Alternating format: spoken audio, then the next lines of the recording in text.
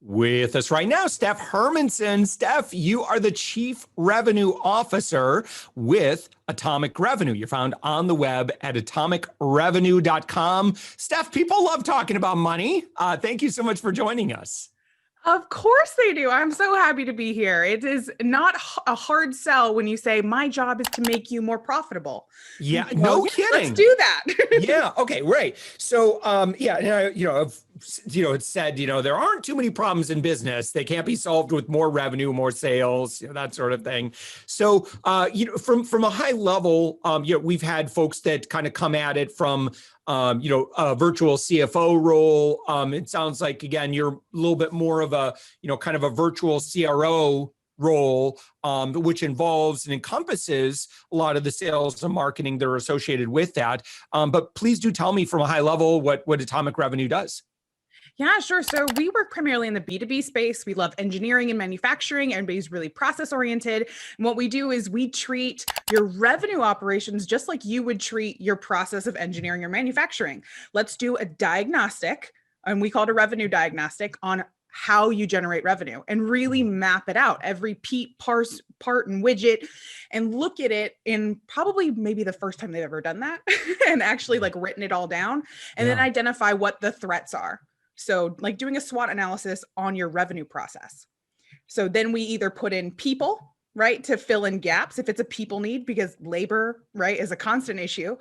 Or is it a technology gap? Is it you've been always doing it this way and there's maybe a generational gap of, there are new ways to do things and easing them through maybe turnaround or digital transformation. It's about diagnosing what's actually wrong versus going, well, let's just get some more leads in here and that'll fix everything. That's usually not the answer, because you could break the company in that scenario or result in high turnover. You have to look at all of it together, and that's what we do. Yeah, truly. All right. So who do you typically work with? And you said you love manufacturing. Sounds like you love the B2B world. Like, it sounds like the more boring, the better, right? Yes, it is. Like the ones that are like, this is not a sexy product. I'm like, great, let's do it. Yeah. We look at technology, professional services, right? There's a lot of that in the B2B space. We do some in, some SaaS models as well, and B2B healthcare solutions. But the ones that are like, I can't Google the answer to my problem. And I need someone to look at this. I know it's custom. We're unique. Everyone's a unicorn. Well, sometimes you actually are, right? There isn't the set standard model for how to fix this, right? And how to power through, the challenges you're going through, or because of your unique set. So everything we do is very custom, because it's not a one size fits all solution. We're dealing with people, right? There's a fabulous author, Jeanette Wade, who wrote about the human team. And she said, oh, you've got your business and then humans showed up. Like, what do you do? People showed up to work and it didn't work the way you thought. So you have to really consider all the people uniques, all the business uniques, the audience uniques, and then how does that play in together? The people, the process, and the data along the way. Yeah. Steph, tell me about the company Atomic Revenue itself. So it looks like you have a decent sized organization. You've been with Atomic Revenue since 2015. You've kind of risen through the ranks. Tell me more about that. Yeah, I got connected to Atomic Revenue. I guess that was 2015 when I got connected to them, and I was single mom in it. Like separated, pregnant, and had my own company. And then I got connected through a referral of someone else I met at a networking event who was like, I do work for this company as a subcontractor. I think, there's work here for you. So I started subcontracting with Atomic Revenue. And then it was, wow, Atomic Revenue is my only client. This is not a good business model for me. So I started doing more and more with them, became more forward facing, became an employee. And then I actually was granted equity into the company about 2.5 years in, and then increased my equity over the last couple of years, because I was like, I love what they're doing here. I want to be more a part of it. So contractor to owner in 5 years. Congrats. Steph, in B2B sales, what do you see working pretty well today? Yeah, in B2B sales, with our own clients, a lot of them are relied on trade shows, which can't really do too much right now, right? And a lot of them relied on in-person relationships, a site visit and those things. So right now, a lot of them is just about getting into a digital selling format of turn your camera on, right? And how do I be on camera to talk like I would in person? And it seems so basic, but that's not something that a lot of these companies have ever done before. Been around for 30, 50, even 100 years. And I've never had to do that before. It wasn't necessary because this has always worked. So right now, like we've always talked about digital transformation and virtual selling, digital selling over the last few years, pandemic made it a requirement. So how can you use, mixed reality to, see the parts on the shop floor and sell manufacturing equipment and have that in-person experience as much as possible to recreate what you know and what you feel comfortable in. So, yeah. And so in terms of like the mechanics or the tactics though, like for, the lead gen to the nurturing, how does that work? Are you a big fan of LinkedIn for that? Or, are there better platforms? Are there better tools for outreach? Are you a fan of email? What do you like? Yeah. I mean, we're really stuck in a holistic approach that it's not all your eggs in one basket. All right. LinkedIn works really well. We love LinkedIn for B2B. It is the one with the least amount of noise, and you can when you can really build relationships that way and replace the in-person networking with digital networking.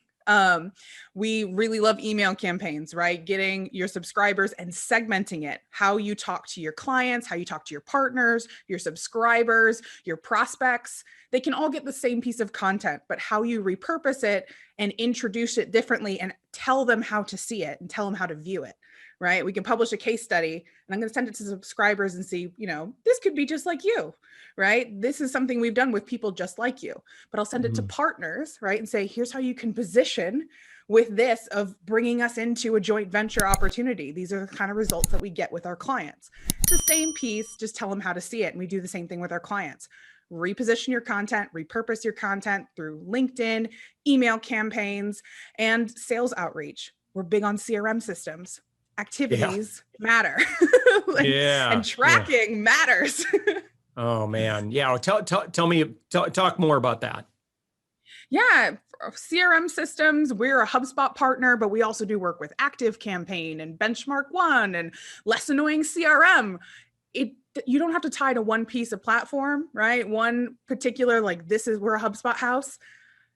All of those help accomplish a goal of getting you organized, creating accountability, getting you on track, and giving you some rhyme and reason to your day versus I have a Post-it note here and I have a written journal and I also have my tasks in Asana and I use a little bit of, email chains in a Slack thread.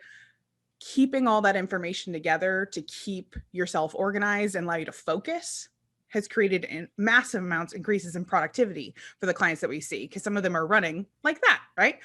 Nothing wrong with written communications. Absolutely. We work with a couple of different print shops and written communications are valuable, but you still have to store who you're talking to in a CRM system so that you can stop and write a handwritten note or, a direct mail campaign.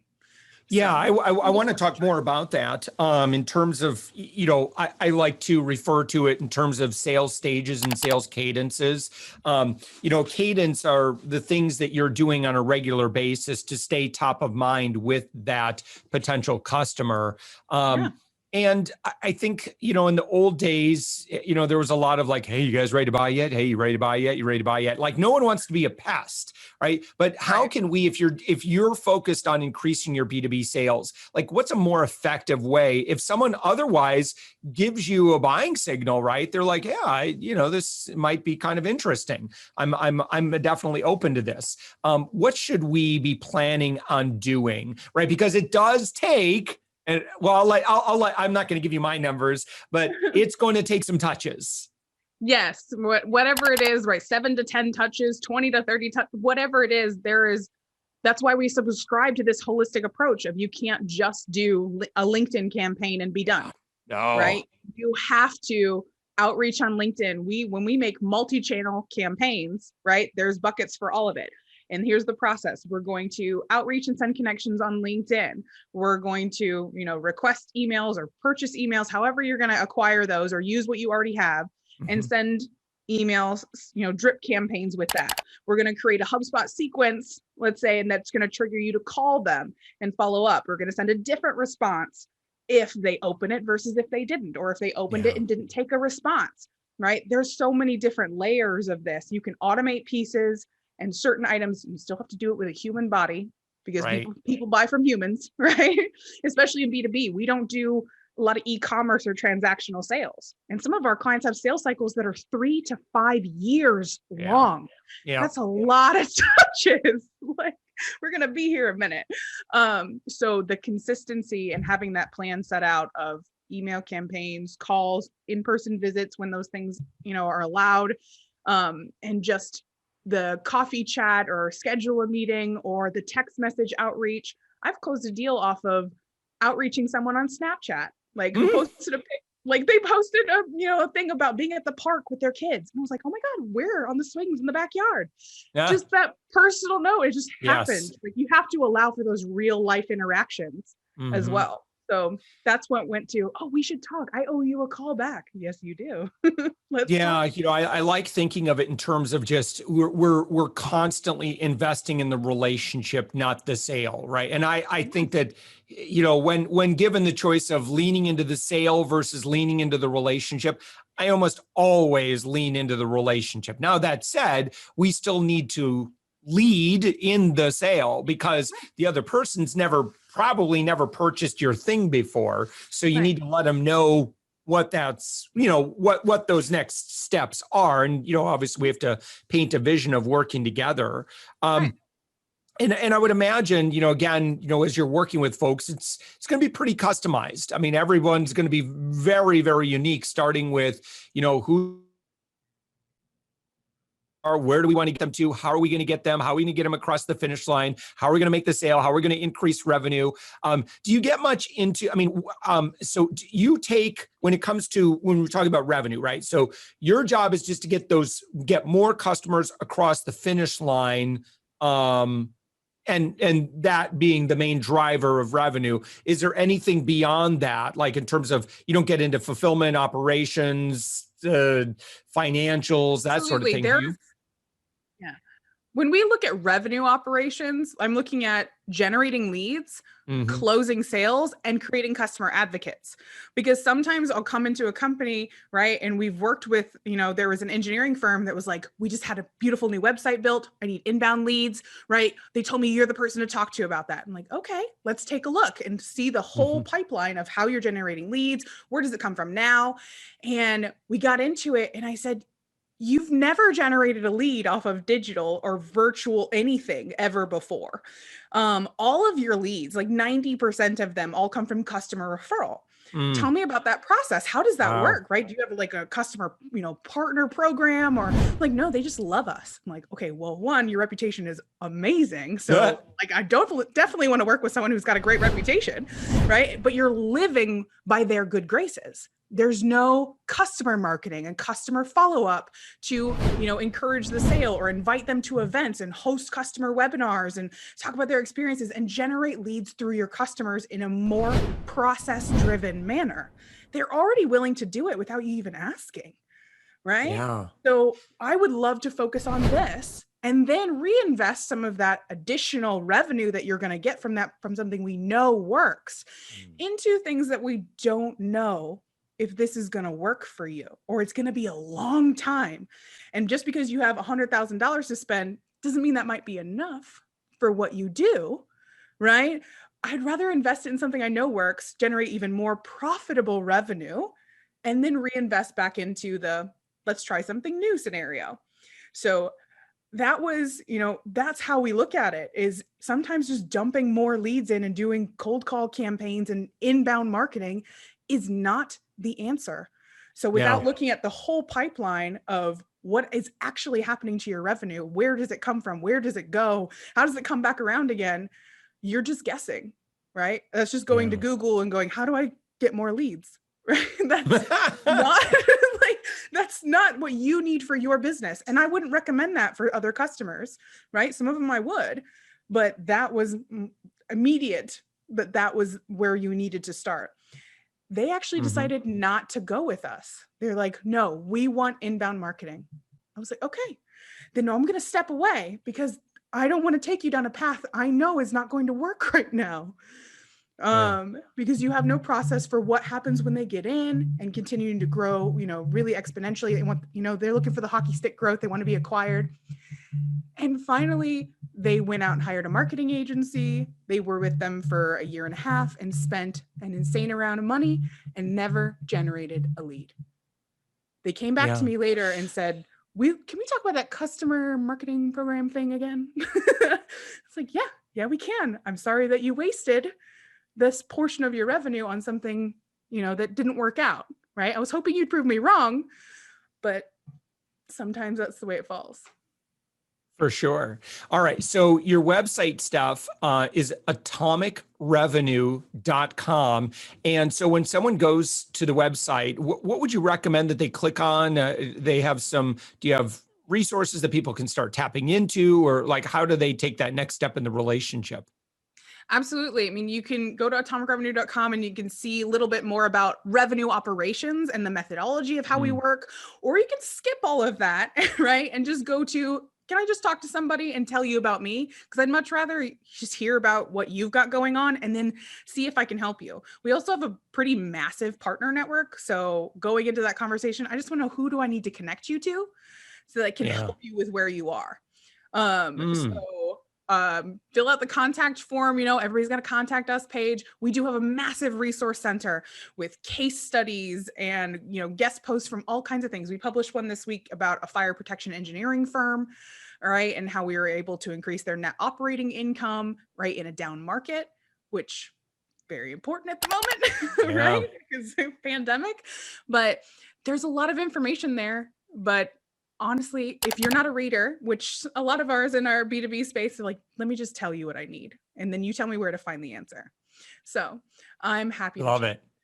All right, Steph Hermanson, and you are the Chief Revenue Officer for Atomic Revenue on the web at atomicrevenue.com. I'm on here right now. I see where you can get a free revenue assessment. Certainly get started and grab some time and see how you guys could work together. So Steph, thank you so much. I really appreciate this. Again, atomicrevenue.com. Thank you.